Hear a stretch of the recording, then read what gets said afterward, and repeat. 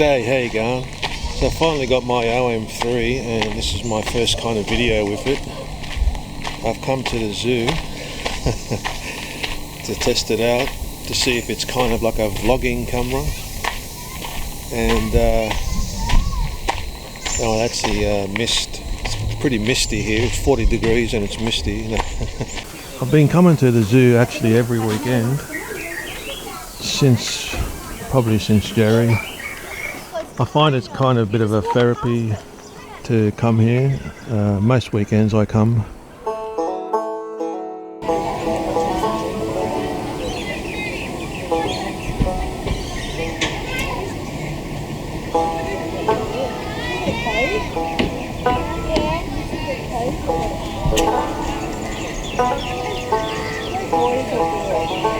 I've been using my A7IV for the most part, and now that I've got my OM-3, I'm kind of thinking to myself, do I really need the A7IV anymore? Because this kind of does everything.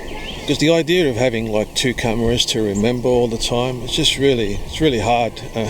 You either master one or you master none, because even today, I've only had this OM-3 for a little bit.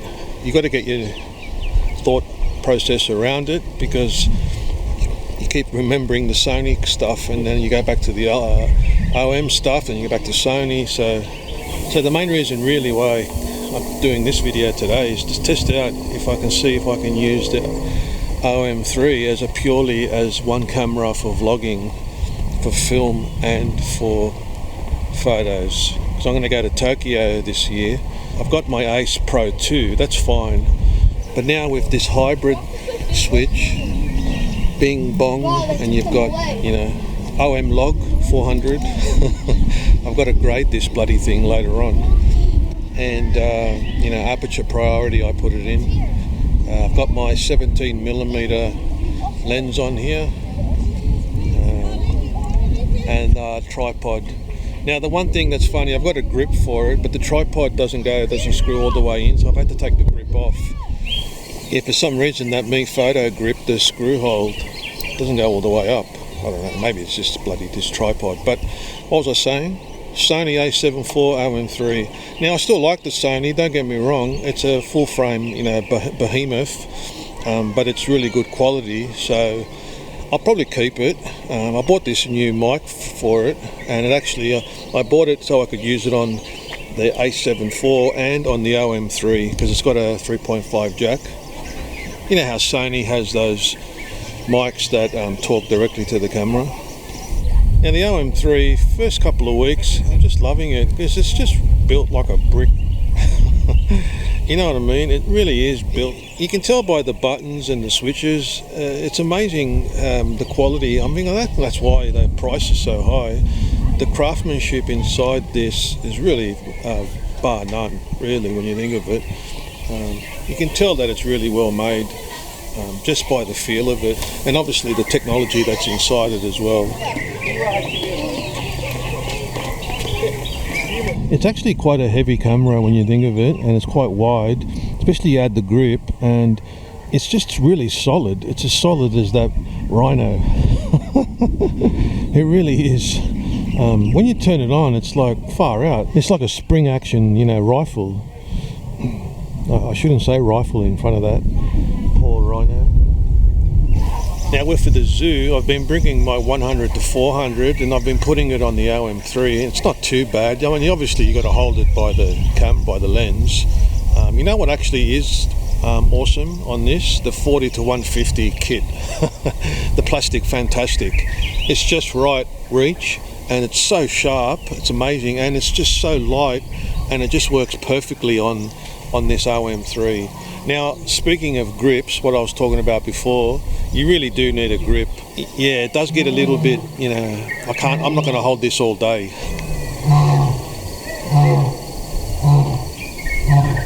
Lions. Let's go check the lions out.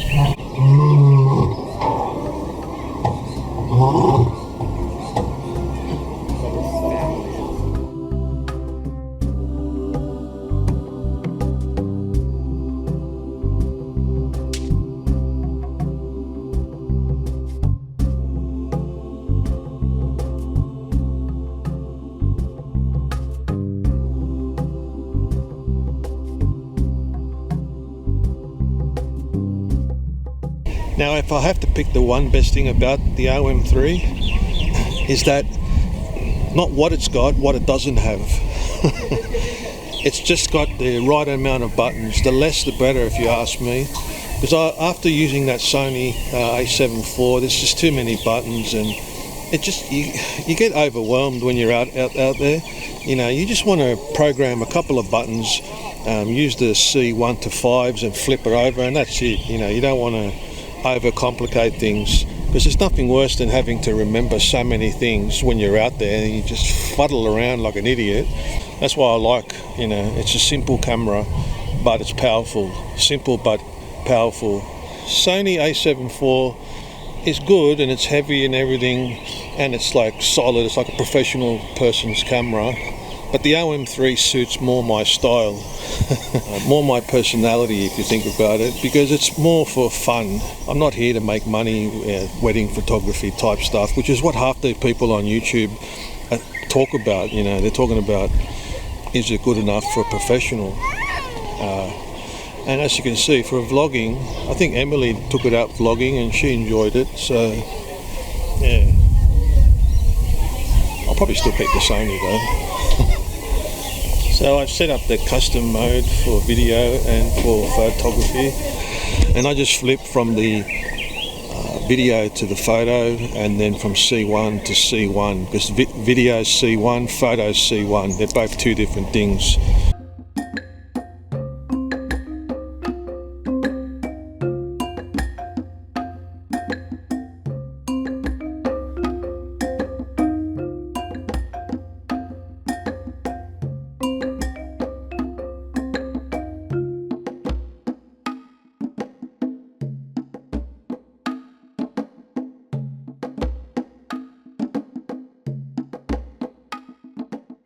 Quite funny actually, the week I bought it, the OM-3, Craig Roberts brought out a video saying 2016 was the end, you know, was the pinnacle of camera sensors and stuff, and how the EM1 Mark II was all that you needed. You didn't have to upgrade to the OM system.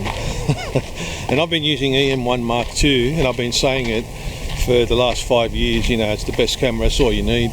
The sensor's the same. I've been taking my EM1 Mark II here with my 100 to 400, and yeah, it's a 20 megapixel camera. It's the same. I think that backlit, I don't know the technology, but the OM-3 has something else, backlit something, I don't know. But I don't think that fixes the image. And that's what Craig Roberts was talking about. He says the EM1 Mark II, that was the end of, that was the last upgrade for Olympus. So sensor wise, image quality. So anyway, and I'm like, oh no, what did I buy it for? No, but I mean, I knew that.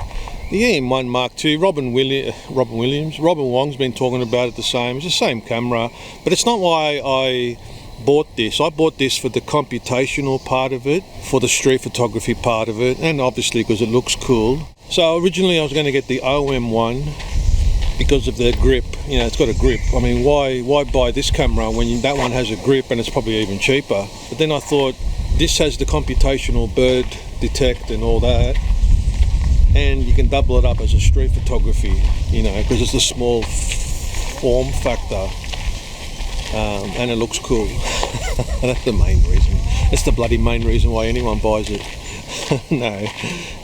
So you can double up as a discrete street photography camera, but it's also got the guts of the OM1, so it's a powerful, you know, wildlife birding and a street photography camera all in one. It's the whole package. OM-3, I think I'm in love with you. It makes you happy having something that you really enjoy using. I enjoyed using the Sony, don't get me wrong. It just can be a little bit out in the street, a little bit like, what's this guy doing? You know, full on. That's what Olympus is good for. Style, simplicity, and technology. Yeah. Remember, they used to lead the technology in mirrorless cameras. They were the innovators. So yeah, the OM-3 is the one for me. Members and any visitors. A friendly reminder, the time is 7:35 and Sydney Zoo will be closing in 25 minutes time at 8 p.m. We ask that you begin to make your way to the exit by the retail store, as this too will be closing at 8 p.m. We hope you're enjoying your evening here at Sydney Zoo. So like I said, I like coming here on the weekend because it's kind of a bit of a therapy for me after Jerry passed away. And it's a nice walk, really. I used to walk with Jerry every day. I mean, I don't come here every day, but every weekend I go for a nice 2-hour walk around the zoo, and it's a bit of therapy, and you get to enjoy the company of the animals for one thing. Gets busy with heaps of kids, screaming kids and stuff, but there's a bit of solitude here and there. If you come late in the day when there's no one here, it's really good. Go for a big walk and take your mind off everything. It's good.